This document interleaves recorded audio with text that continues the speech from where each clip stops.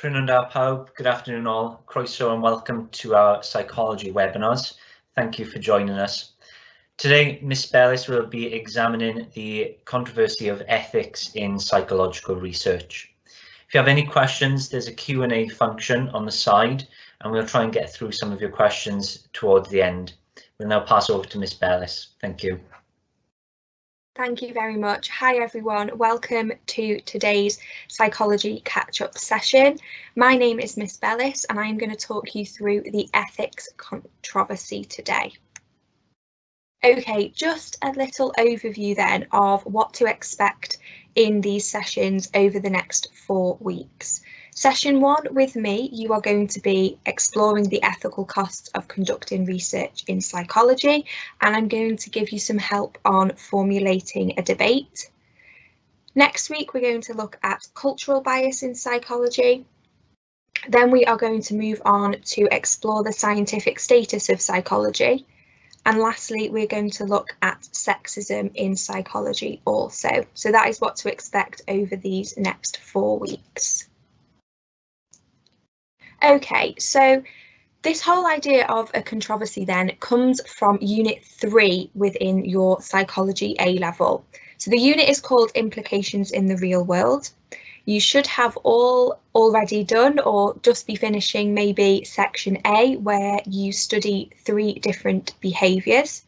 And then you have section B of the unit, which covers the controversies, and that's 25%. The controversies in psychology are a specification requirement, and you need to know and understand an issue and a debate in psychology and why it's controversial. You need to be able to apply your knowledge that you've gained over the 2 years of studying psychology, and you need to make judgments and come to conclusions about the controversies from a psychological perspective.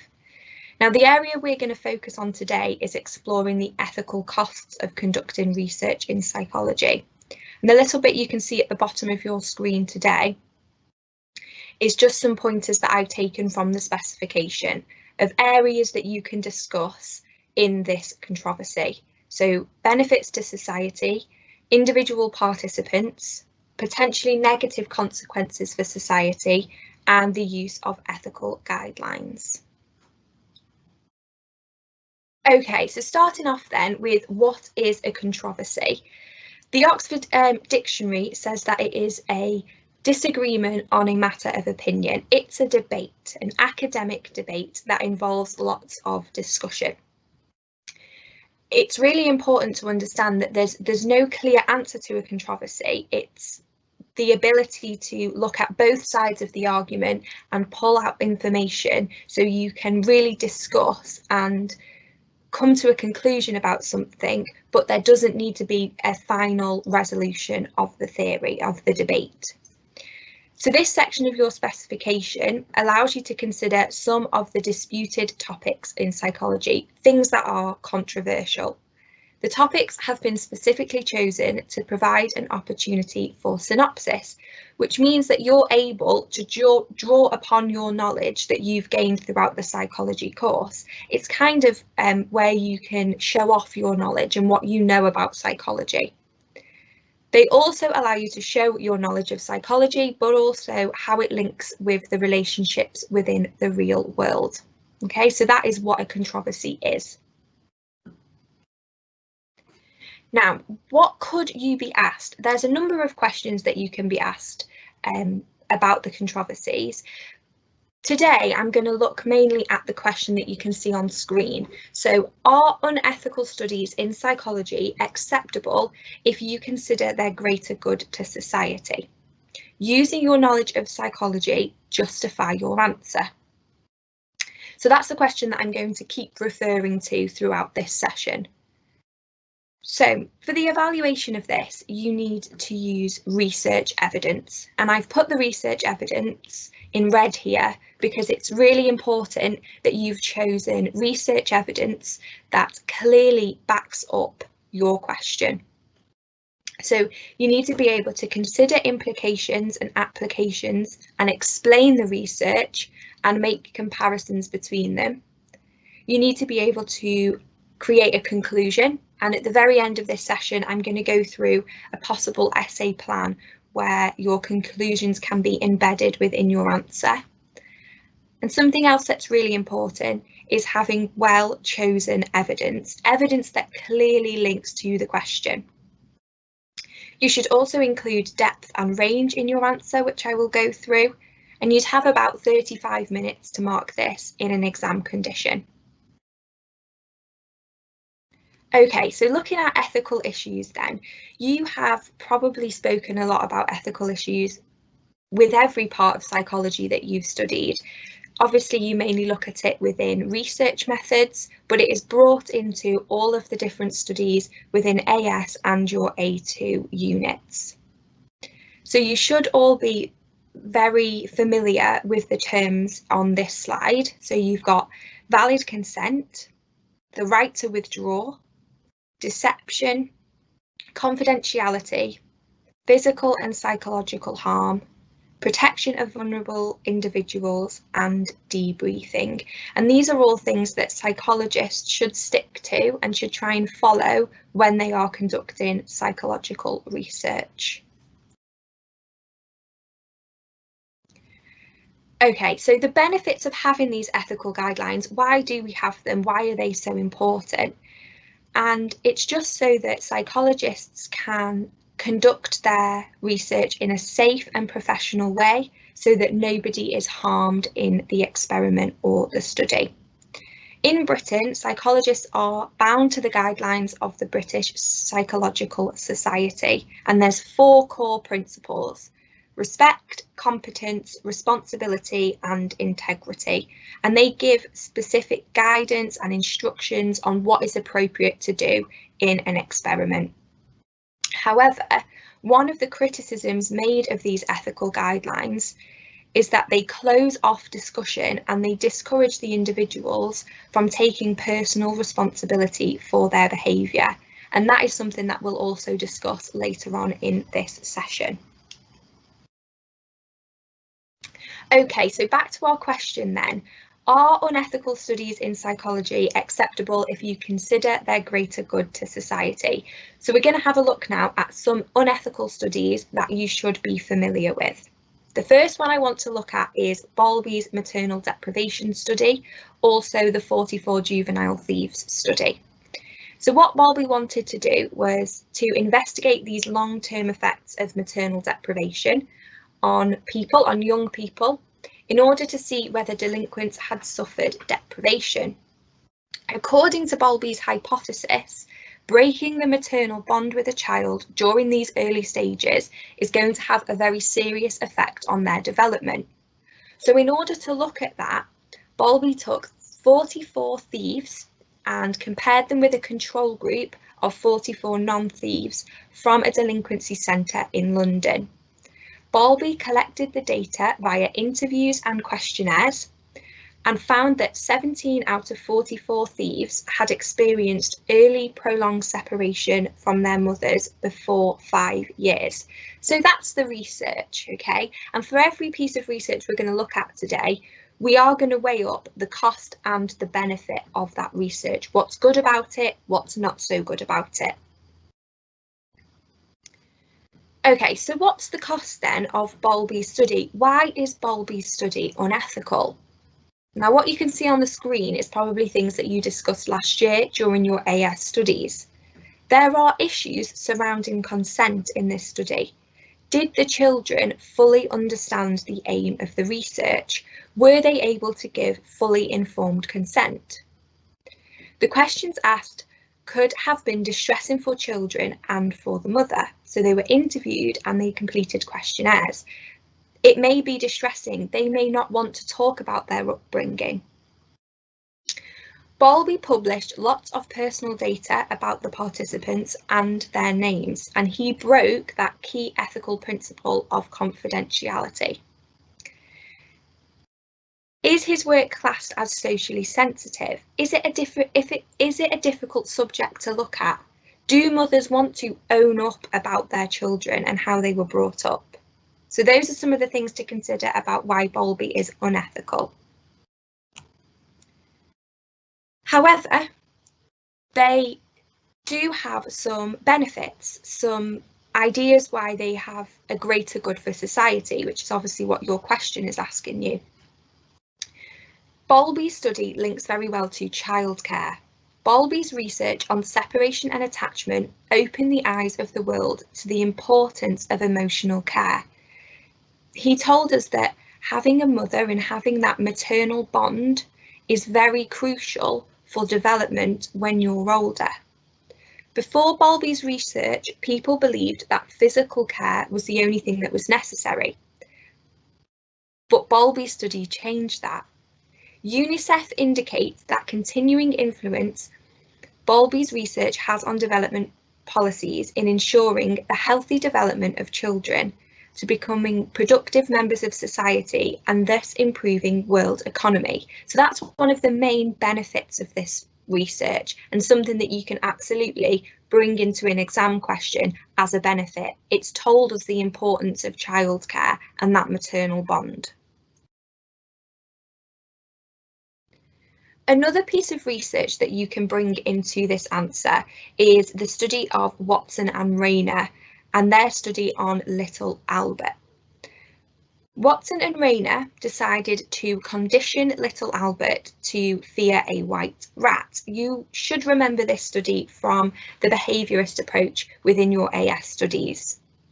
This was done through positive reinforcement. It was done through operant conditioning. But what you should remember from this study is that Albert was very distressed and he became phobic of that white rat. He would cry, he would try and get away from the object, he would throw his hands in the air, and he was clearly very psychologically harmed when doing the study.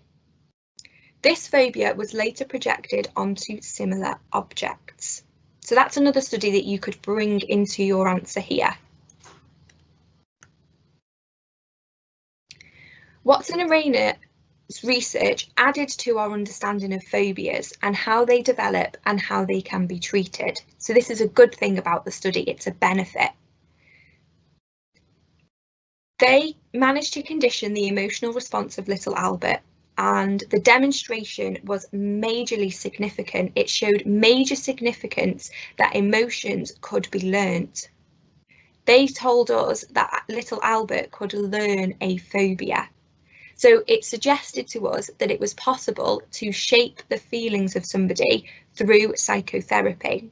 Okay, so it was very, very good in terms of us learning about how you can possibly learn an emotion, and that links very well to society and teaching us something about human behaviour. However, one of the things that you have to consider is the cost to the individual participant, so the cost to Albert alone. All the research depends on individuals who are willing to take part. They've got to give consent, as I said before. People should be willing to be tested for drugs, or families willing to be part of case studies related to separation. So was Albert able to give fully informed consent? Was his mother aware of what was going on? Was she able to give consent? These are all questions you can ask about this study. The welfare of these individuals is worthy of equal consideration to the potential benefits to wider society. Is it worth that much stress to have a good outcome and actually learn something from the study? Participating in research may cause harm to the individuals concerned in many different ways. So that's something else that we can also consider in this question. Also to do with the Watson and Rayner study then, this study has a high cost to the participant. Little Albert was deliberately subjected to psychological harm, which could have lasted a lifetime. We aren't really sure what happened to Albert. There are many theories that he passed away when he was later on in his childhood. So we weren't able to understand what really happened to him. But there is an idea that he could have had major psychological harm. Little Albert also could not be debriefed. because he was removed from the study, which is good because he was able to withdraw, well, his mum was able to withdraw him, he was not able to be debriefed. The real Albert may have had lifelong aversion to animals, and he may have been scared of them for a long time.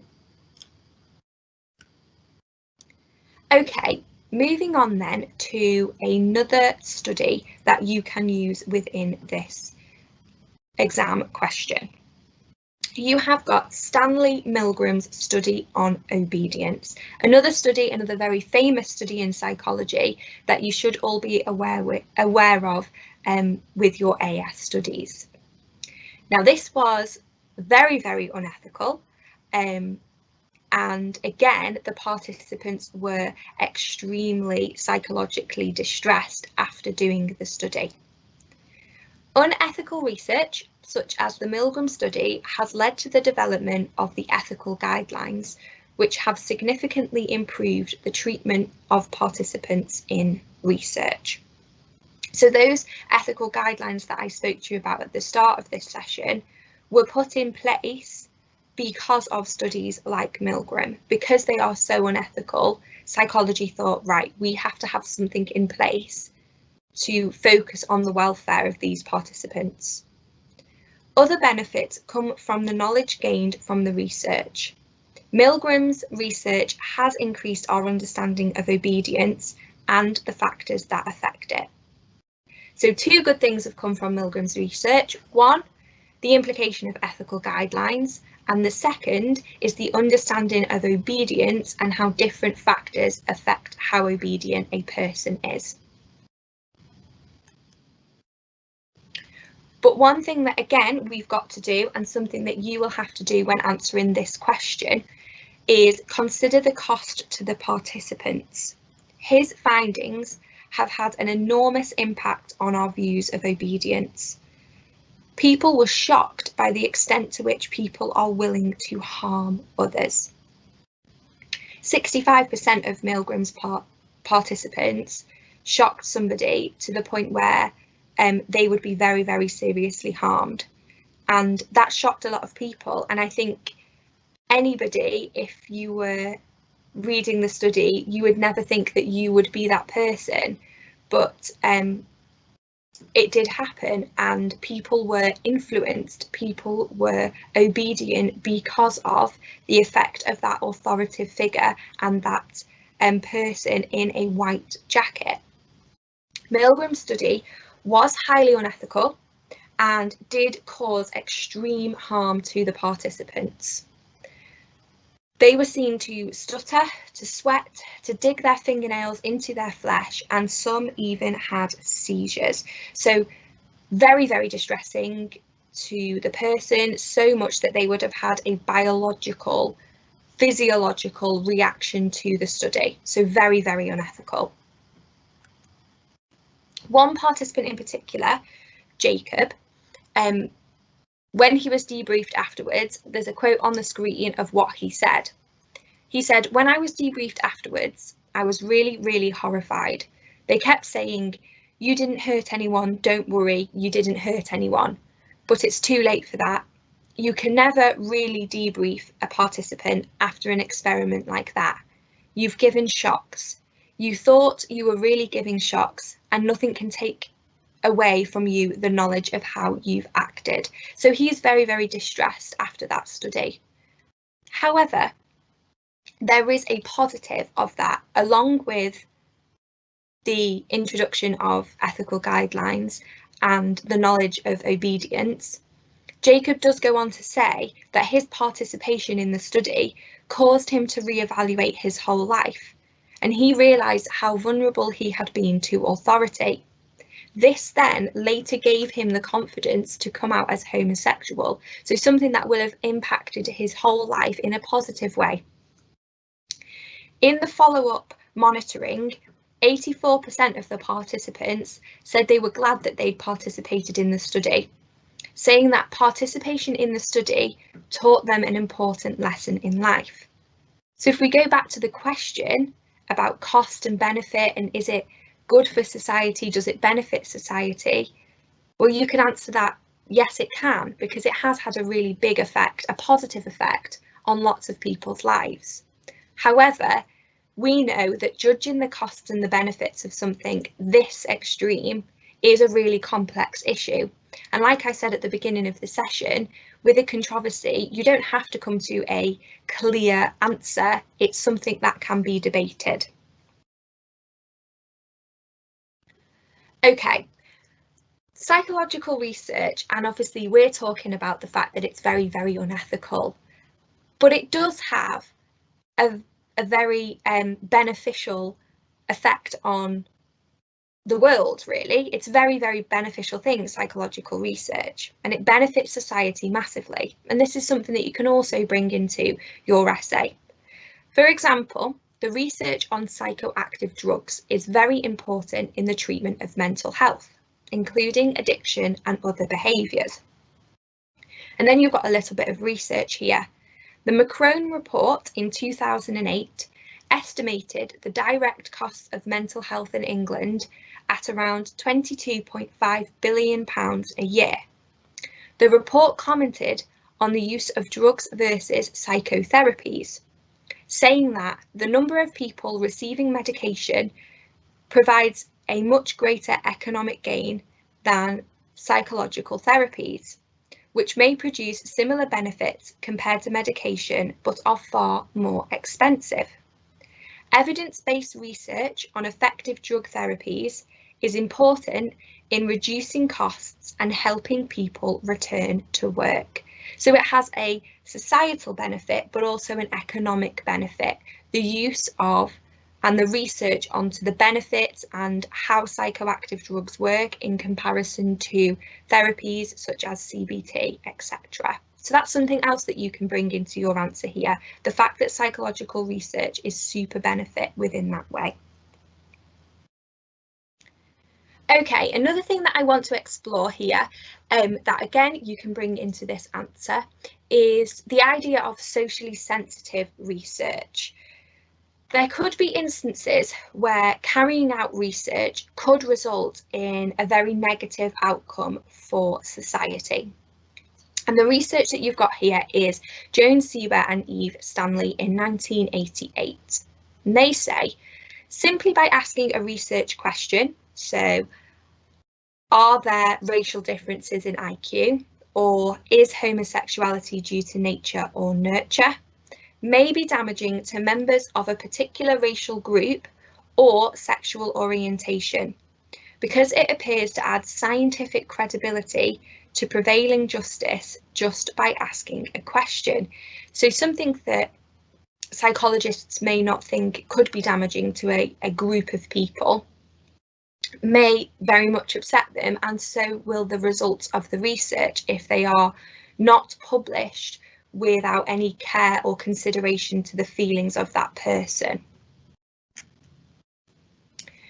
It may be tempting to think that the solution of this, so how do we go about making sure that we don't upset anyone within our research, is to just completely avoid socially sensitive research, right?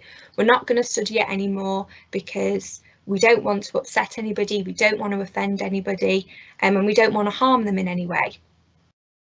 So it is tempting to think that. However, it's not the best way to do it, is it? Because we still need to look at it. As psychologists, we need to be able to look at lots of different types of people and how that behaviour occurs amongst lots of different people.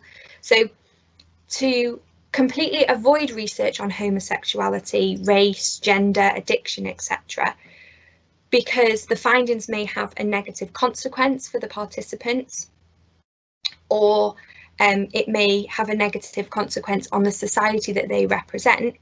But if we do that, then psychologists may have nothing to actually examine about, or they may just look at unimportant issues or research things they've already looked at, and that's not beneficial to anybody. So Sieber and Stanley, their view is to simply ignore sensitive research. They say that that is not a responsible approach to science. So you can't just avoid asking those sensitive questions or asking particular groups of people. They suggest that avoiding controversial topics simply because they are controversial is also an avoidance of responsibility, and psychologists have a duty to conduct research. So they need to be very careful in how they do it.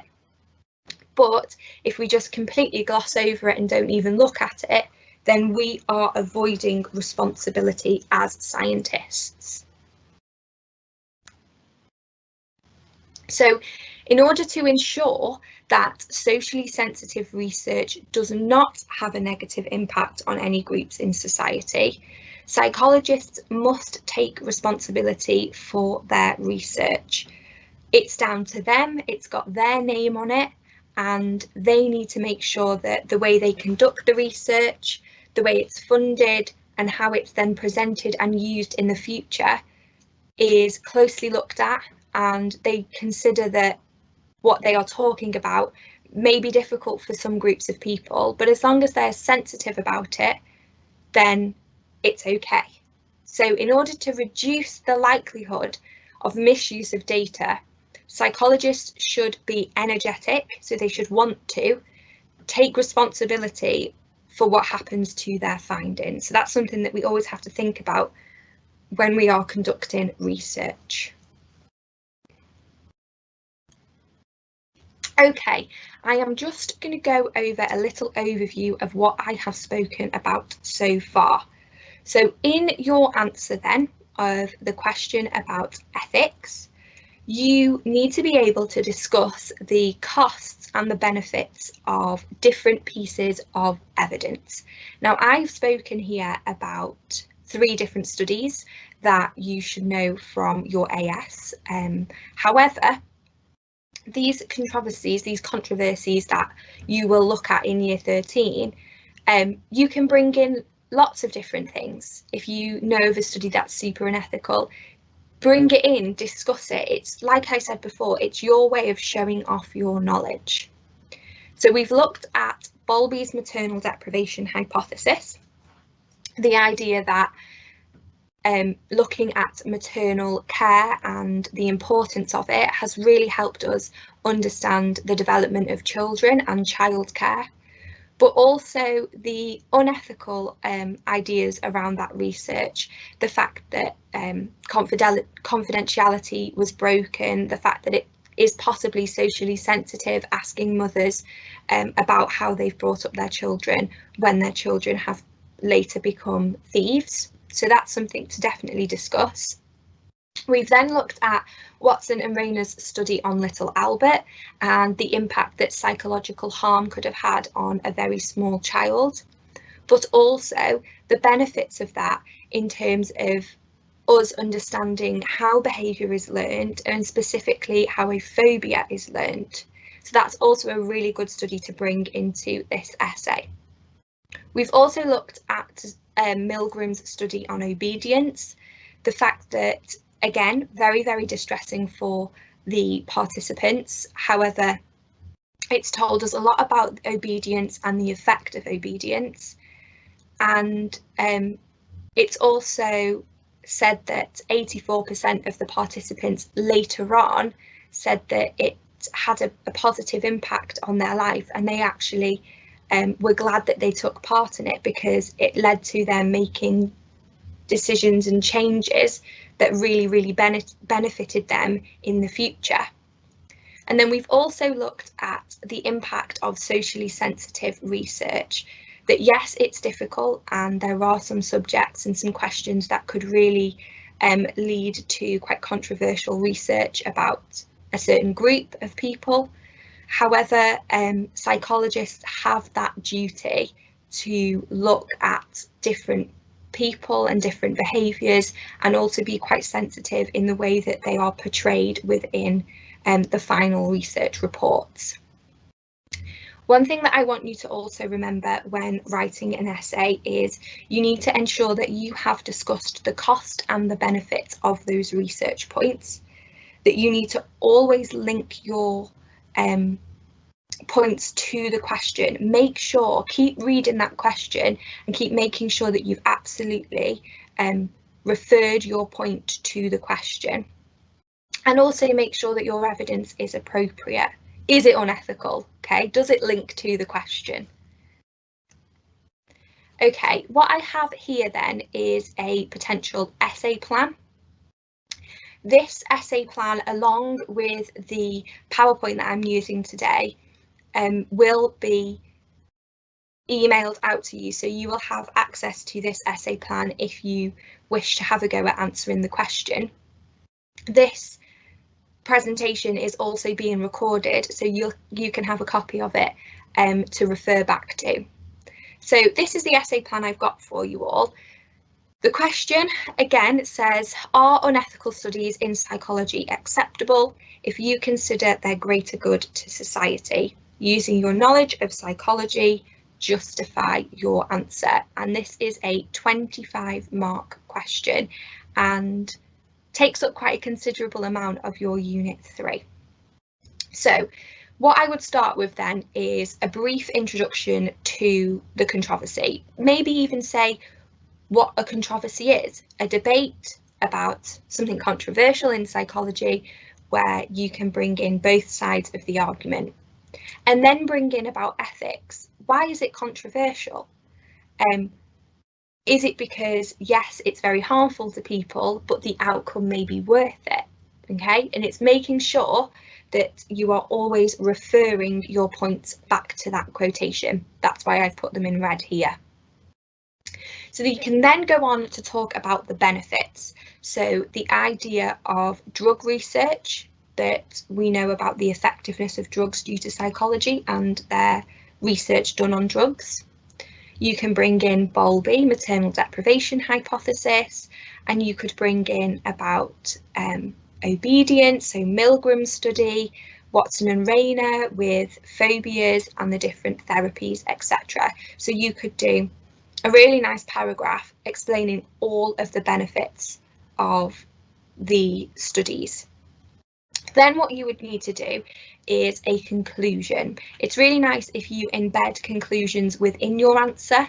It just means that your answer reads very well. It has logical structure, which is something that is often on the mark scheme. Also, it allows you to not panic at the very end if you've not written a conclusion and you're running out of time. Having those conclusions embedded in your answer saves you panicking about a conclusion at the very end. So making sure that you're concluding, making sure that you are rounding up what you've just said about those benefits. And then you've got the costs. So you would talk about the ethical issues here, the costs to the participants, and you would mainly talk about Milgram here. So you can bring in the idea of Jacob and the fact that it was very distressing, that people were having seizures, they were sweating, they were digging their fingernails into their hands, and the impact that it's had on their life. And then you can also bring in Watson and Rayner's research, and you can talk about little Albert and the effect that it had on him, and potentially the effect it's had on him later in life. Then again, you would conclude this, so give a little explanation of what you've just said and refer it back to that quotation. And then you talk about the dangers of socially sensitive research, and you would bring in that Sieber and Stanley's idea of we shouldn't shy away and we have a responsibility to look at these different types of questions and different types of people. However, it again is that psychologists' responsibility to address these socially sensitive topics. So that's also something that you can bring in, and I would definitely advise. And then again, lastly, you can pop another conclusion on the end. Again, really important is that you refer to that quotation. Okie dokie, so that is an overview then of ethics within psychology and the ethical costs of psychological research. I want to thank you very much for attending this online lesson, And as I said before, these resources and the essay plan will be emailed to you. We've got about 5 minutes left, so if anybody has any questions, feel free to pop them in the Q&A box. Thank you very much, and I will look forward to seeing you all within the next session. No questions has come in as yet. I'm happy to wait a minute or so, see if anyone's got some questions. Okay.